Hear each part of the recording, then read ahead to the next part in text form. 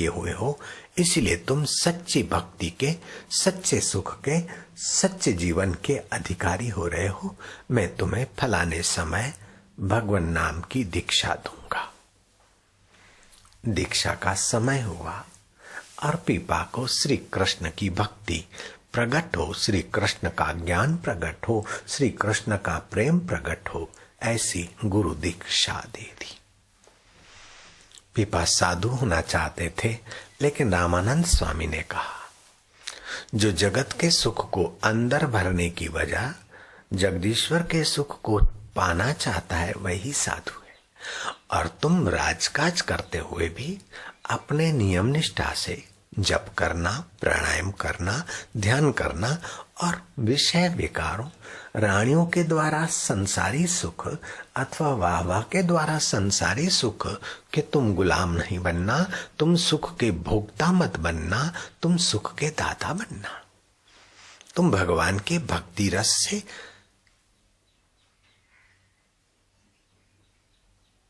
आज्ञा मानोगे? बोले गुरुवर जो आज्ञा आपकी। बोले तुम भगवान की भक्ति रस से अपने को तो भरोगे, लेकिन अपने राज्य को, राजस्थान को, देश में विधर्मियों का कोप हो रहा है, श्रेष्ठ समाज दबा जा रहा है, सज्जन दुख पा रहे, दुर्जन हावी हो रहे। सज्जनों का हौसला बुलंद करो, संगठित होकर दुर्जनों से लोहा ले और साथ में भगवान की भक्ति का प्रचार करके उनके जीवन में भगवतीय सुख भरो। राजस्थान और गुजरात का इलाका मैं तुम्हें सौंपता हूं। भक्ति रस, सदाचार के संगीत से तुम उसे छलका दोगे। गुरुवर आपकी जो आज्ञा।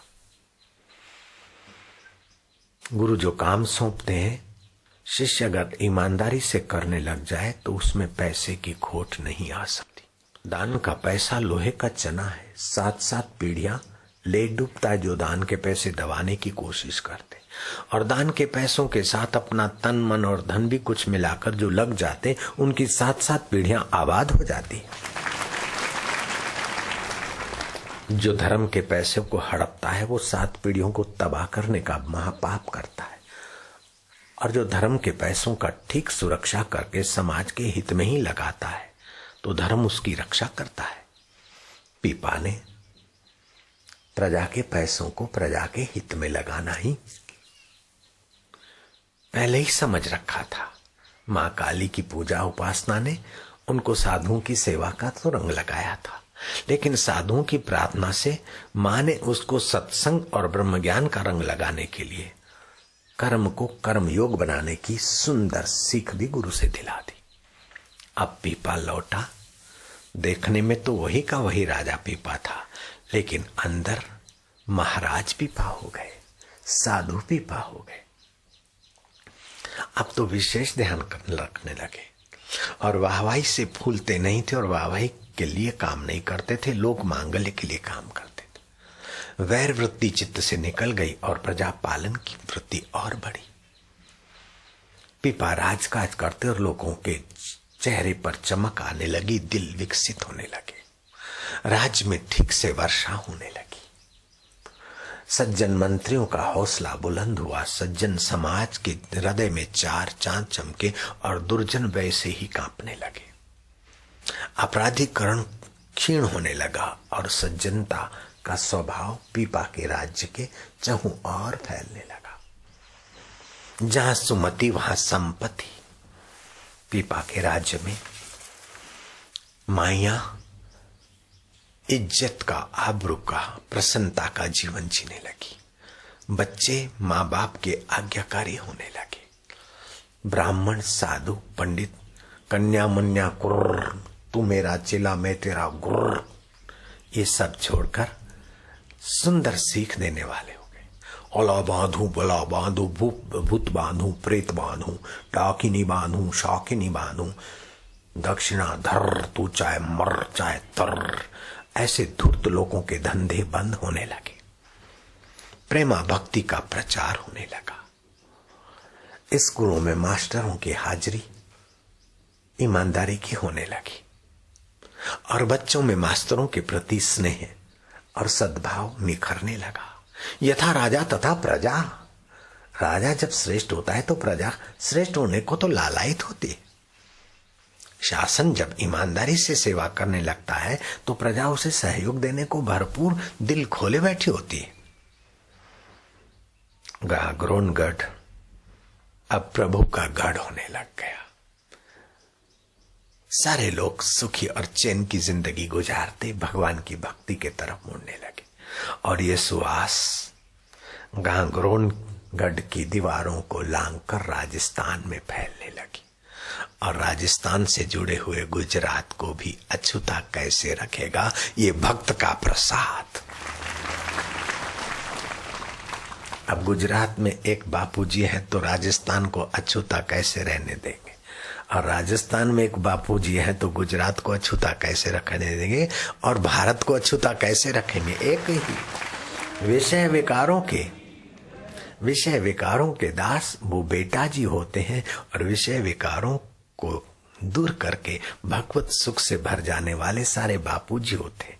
चाहे महात्मा बापू गांधी बापू हो, चाहे और कोई बापू हो, जो इंद्रिय लोलुपता से रहित अपने को और प्रजा को भगवत सुख के तरफ ले जाते, उन सभी बापुओं को, उन सभी स्वामियों को खूब खूब धन्यवाद, खूब खूब उनको स्नेह। गांगरोनगढ़ के पीपा बापू, जयराम जी बोलना पड़ेगा, मैं तो उसे बापू कहने में आनंद का अनुभव करता हूं, राजा नहीं बापू।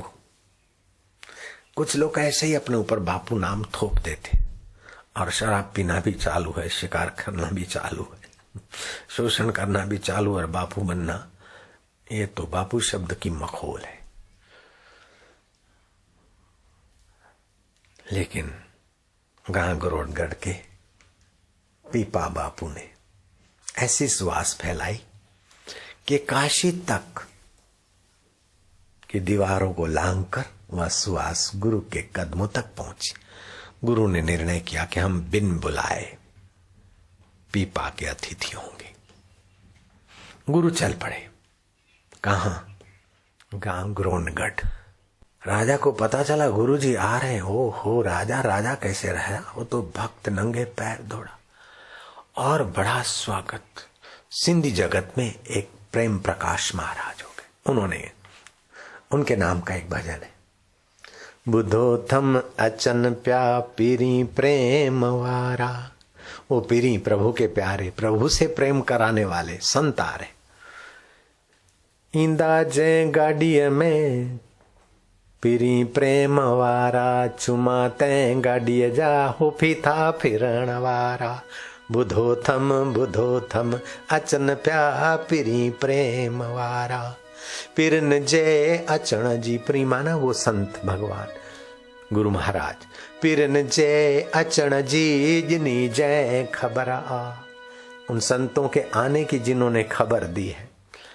घोरिया तिन था मोती, कुर्बान करूं उनके सिर पर से मोती कि संत आ रहे हैं जिन्होंने खबर दी है। पिरन जय अचण जी जिनी जय खबर आ। घोरिया तिन ता मोती हिरन जा हंबारा। बुधो थम अचन प्या हो पिरी प्रेम वारा। हल्या हो त संभरी शहर डा घुमणला। कहे टेऊ से अंगण मुंहिंजे आया। बुधो थम